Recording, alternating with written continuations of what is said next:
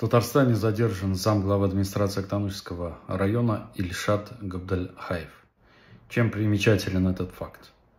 Тем, что он работал еще под началом другого главы Актанушского района и также министра образования Республики Татарстан Энгеля Фаттахова, которого судят уже не первый год.